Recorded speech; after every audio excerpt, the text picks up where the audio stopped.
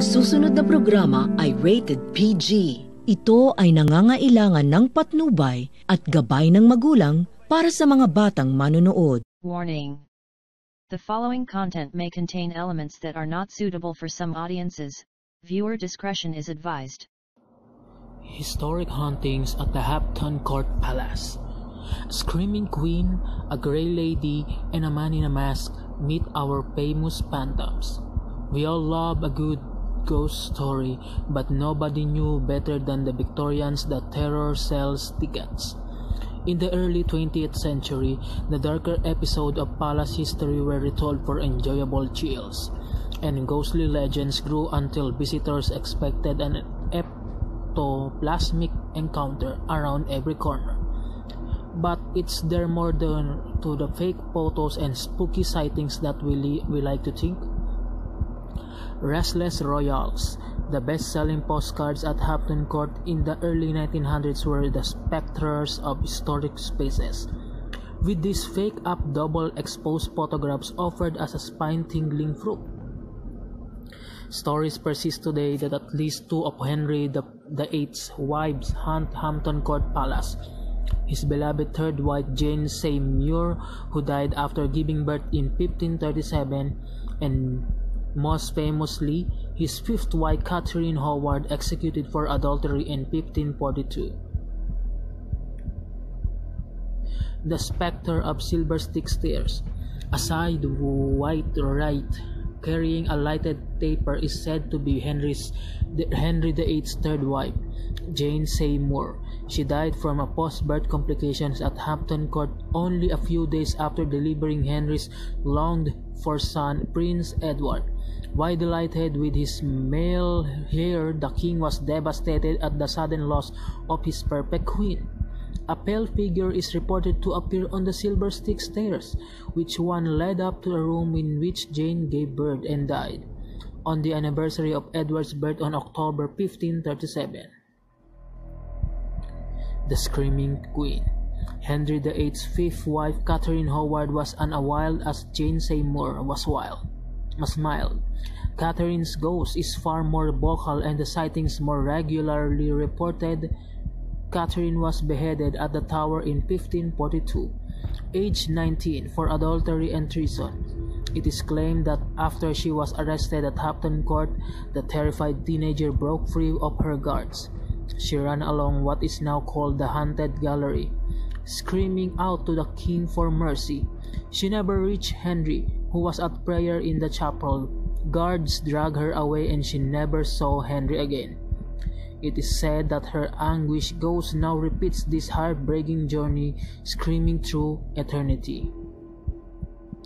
The Grey Lady. There have been numerous sightings of Grey Lady, aka Sibyl Penn, at the palace. Sibyl was servant to four Tudor monarchs, the wet nurse to Edward VI. She nursed Elizabeth I devotedly through smallpox in 1562. The queen recovered, but poor Sibyl caught the pox and died soon afterwards. Did you know Sibyl was buried in a nearby Hampton church as befitted her role as a royal family servant? Spinning the Wheel.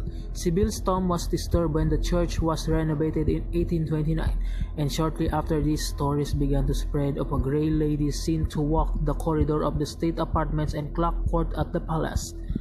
Sibyl is also linked to mysterious spinning wheel noises that were said to come from behind a wall in a Grace and a Faber apartment. Legend has it that when the wall was removed, an old much-used spinning wheel was discovered. A world invisible of half known, where imagination and tradition vie in bringing forth strange noises and mysterious presence. Writer William Holden Hunt describing the appeal of the Hampton Court in 1897. Strange sensations. In May 2000, the noted psychologist Richard Wiseman conducted an experiment at Hampton Court to investigate whether ghosts really were all in the mind. He asked volunteers to describe them as either believers or non-believers in the paranormal, and asked people in both groups to record any unusual experience as they wandered around. As you might expect, believers reported more spooky sensations overall, but increasingly many participants recorded more unusual incidents in the same place. The haunted gallery and the Georgian rooms were or not they knew about the legends. This suggests something is happening, but exactly what isn't clear. Did you know, in one day in 1999, during separate hours, two female visitors fainted in exactly the same spot in the haunted gallery? Knock knock, who's there? In 1871, two male skeletons in shallow graves were unearthed under a cloister in the fountain court during a routine excavation. Their discovery brought huge relief in one palace residence, an elderly woman living in a nearby Grace and Favor apartment. She had complained of constant banging and knocking on her walls, but no one had believed her. All disturbances ceased when the remains were properly interred. It has been suggested that the anonymous men were victims of Roundhead villainy during the Civil War in 1642 to 1651. They have been hastily buried in unmarked graves, which were concealed during the Rennes building of the Baroque Palace in 1689. That stupid board of works has at last found the two wretched men who have been hunting me for years, a relieved Grace at Favor resident 1871. In October 2003, the security spooked the palace CCTV captured the image of a ghostly figure apparently flinging open a fire door. Had this been in the age of social media, then the image would have been certainly gone viral. Back in the day, it attracted international media attention. No living soul has ever come forward to admit that this was their prank. Security staff remain baffled. Did you know that the door flew open on 3 consecutive days, with the specter making his appearance on the second? Caught on camera. This short film was taken from the CCTV cameras and was shown around the world. What do you think? It is a fluke or a spook?